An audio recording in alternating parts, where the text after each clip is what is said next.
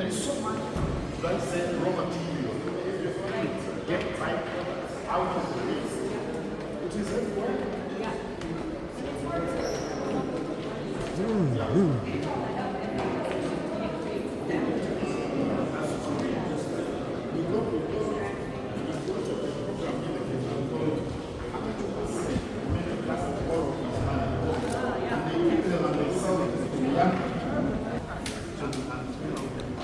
So, what do we do? We start here. Where is Melina?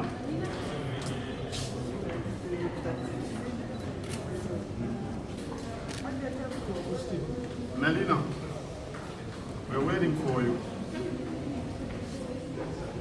Yes. Oh, sorry.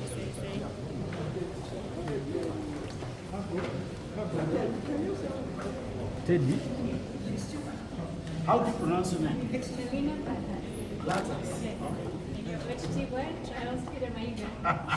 You got it perfect. Perfect.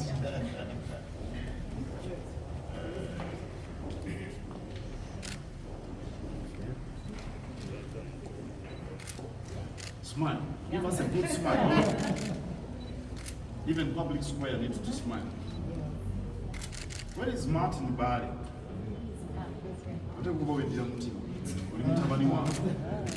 You see here, when you hear a name, you get to understand the clan to which that person belongs. And it belongs to my clan, which makes him my son.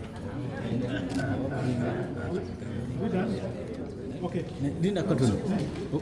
Wait. What is Sabayo? Yeah? Goleshi. They want me to sit Like, yes. I sit on something so that make it like something like that. This is Bulange. Ichigero is measurement. Ichigero is measurement.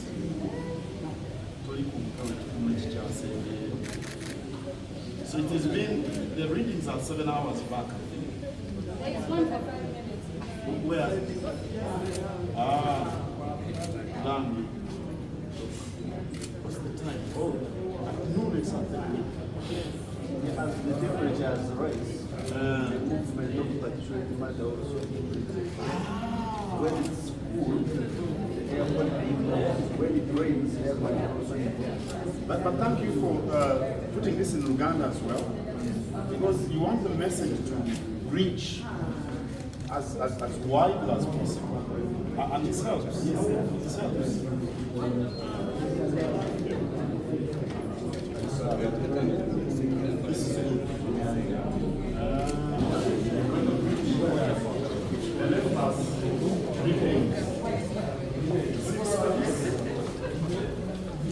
The time and the love of love before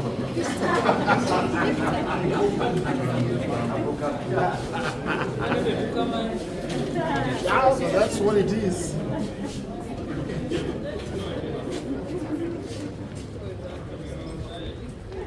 During the colonial period, they would take photographs for every moment. And when you go in the archives, you'll find these photographs there. Well kept. So, you took it up, I think. Yeah. Don't end it then without down. Let's go down. So that means yes. Gracia is the thanks. Mama, I just.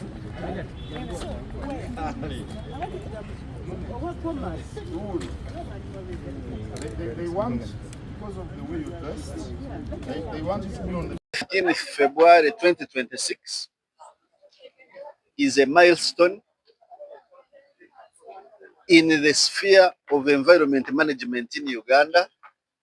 On this historic day, the Buganda Kingdom and NEMA have signed a memorandum of understanding to strengthen the partnership, because this partnership has been there, but we want to formalize and strengthen the partnership of environment management in Uganda. We all know that cultural institutions, cultural leaders command, listen to them and value the cultural values, which is part of their lives. And so partnering with the government of the Kingdom of Buganda is going to play a significant role in convincing the subjects of the king or subjects of the Kabaka and all the people living in Buganda to value and respect environment, because environment is at the center stage of sustaining cultural values. And particularly for the case of Buganda, we all know that cultural values also carry environment values. We all know the clan system. Every clan has a representative totem from nature. So if every clan made efforts to protect biodiversity relating to their clan, you will have solved the puzzle of biodiversity loss in the country. Just as an example, if we used the Buganda Kingdom organizational structure, right from the kingdom, particular here, the head of the government, down to the counties, to the parishes, to the villages, the kingdom has an elaborate structure that can reach every citizen in Buganda. And so we want to work with the kingdom to utilize this structure, to utilize the goodwill the people have with the kingdom, to utilize the respect the subjects of the Kabaka have in the Kabakaship, and also to take advantage of cultural values of Buganda, which actually relates to environment management. If you look at degradation of wetlands, the biggest degradation takes place in urban areas. I'm sure you know about this. And Buganda hosts the capital city of Uganda and several other urban areas that you know. We have so many cities in Buganda. Masaka City, for example, Kampala City, and some other urban areas, Mukono, Nakasongora, PG. There are many. Now, development coincides with degradation, especially when it is not guided. And because we have this pressure in the kingdom, if we do not take urgent steps, the kingdom will lose its environment and natural resources, which actually kingpins the cultural values of the kingdom. So it's a mutually beneficial relationship. If we do not conserve the environment, Buganda Kingdom loses the foundation of its existence. The cultural values are all rooted in nature. And so when we conserve nature, first of all, we improve the well-being of people. So we improve the well-being of the Buganda people. We improve revenue generation and wealth creation, because environment is the foundation of development. Talk about agriculture. You can't have agriculture minus environment, minus pollination. You can't have electricity minus water. So we cannot generate electricity if we do not have water. We can't improve the air we breathe if the wetlands are gone. We can't access clean water if the wetlands are gone. These benefits from environment are needed by everyone in Uganda, and certainly they are needed by Kabaka subjects. And so this memorandum is going to be a guide to guide our structured partnership with the kingdom, to sensitize everyone in Buganda, to restore environment in Buganda, to ensure compliance to environment laws and cultural values in Buganda, to protect natural resources and conserve them in Buganda. Take, for example, the Echibira Kya Kabaka, the wetlands in Buganda, Enyanja ya Kabaka. We are going to protect all those through this partnership. Mr. Idi, what message does NEMA carry with the translated environment laws?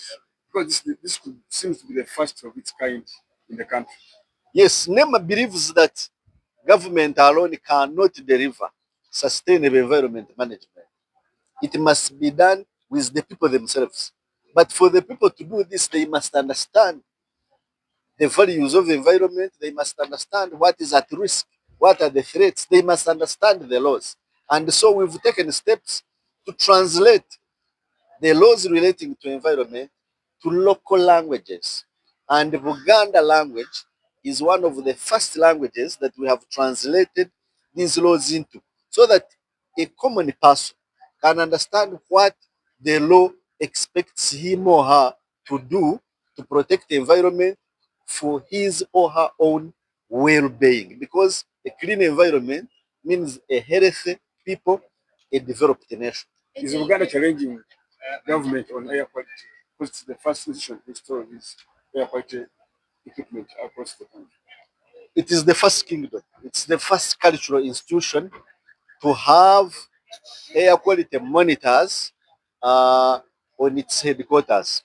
So it is a challenge to the rest of the cultural institutions to emulate Buganda, to see to it that air pollution and other environment segments other than air are protected. Because to get better air quality, you must have improved environment management. Of course, air quality is tolerated from fumes that come from the vehicles, the border borders, the industries, the cook stoves, the three-stone cooking of our people, unregulated open burning of waste, which releases emissions. But even if we improved all those, you will still have particulate matter which can threaten your well-being. So, to complete the picture, we must plant trees, we must restore the wetlands, so that the remnant particulate matter, the remnant pollutants can be absorbed by nature, by environment. So if we improve the natural ecosystems, the air quality will also improve. You can take an example. We have air quality monitors in Kororo. We have air quality monitors on Jinja Road. We have air quality monitors now in Jinja, Guru, Kabale, Mbarara. We have air quality monitors in Masaka.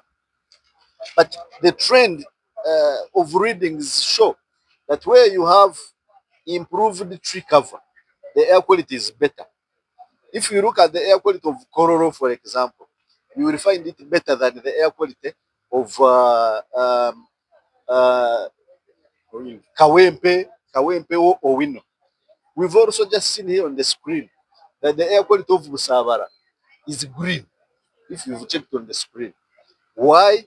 The lake, the wetlands around there, the green, that improves the air quality. So if we need better air quality, we must stop the source of emissions, which are the vehicles, which are the border borders, which are emissions from industries. But most importantly, we must improve the capacity of the environment to manage pollution. And that is through tree planting, wetland restoration, and clean cooking.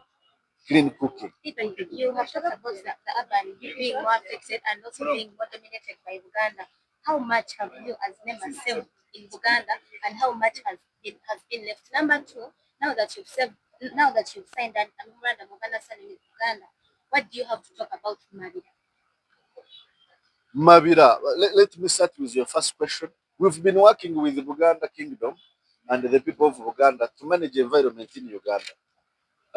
OHT Katikiro talked about some of the wetlands, Rubiji, Nabajuzi, Masaka, Nakaiba wetland, and so even Kabakazi Lake, we've done enforcement there to remove encroachment and pollution so that we improve it. So we've been working with the Buganda Kingdom, particularly through the Ministry of Water and Environment of Buganda Kingdom and other departments. So we've been working, but this MOU now structures that working and guides it more structurally.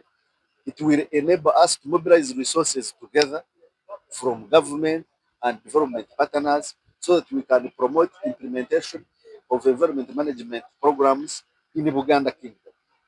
Now, it is already a gazetted forest in Buganda, and we must work tooth and nail to protect it. The first one was how much has been saved in Buganda in terms of degradation and how much is left. How much in terms of what? Percentage.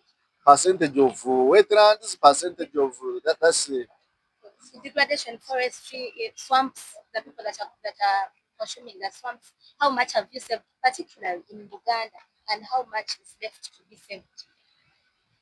If you look at Buganda Kingdom, it still has so many forests. You've talked about Mavira is one of them, but there are several others. Even in Entebbe here, just near here, we have a forest there, and so many other forests. So I may not give you a percent to say we have saved this percentage of environment, but what I can say is, for example, wetlands generally in Uganda, we've seen now improvement from 8.9% in 2015 of intact wetlands to 9.3 now of intact wetlands, and Uganda has a significant share of these wetlands. Forest cover has been improving from only 9% in 2015. We are now talking about 13% of the land surface of Uganda, and Buganda Kingdom has a significant share of these forests.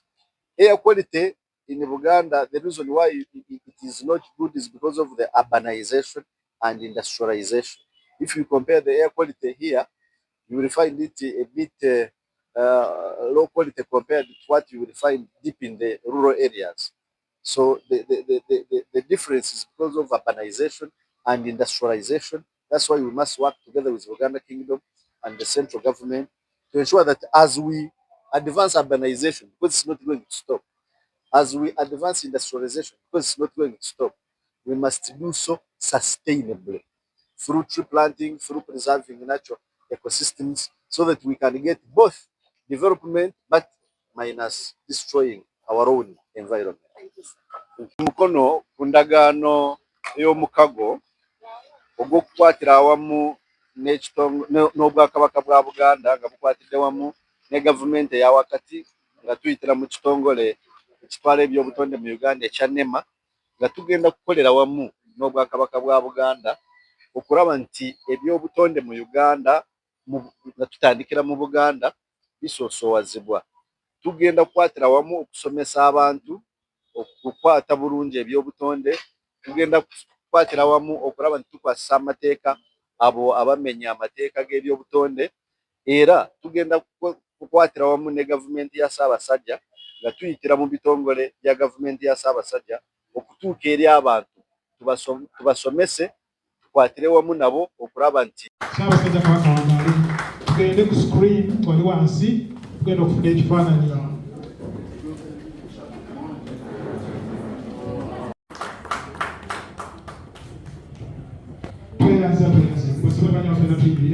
Let's all stand up for the anthems. Oh, he's going to sign. He's going to sign. Okay.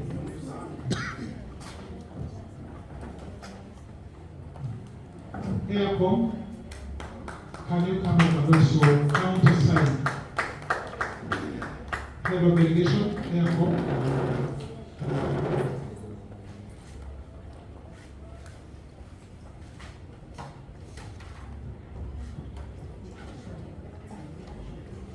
Professor Rebecca, kindly would you come over to sign over?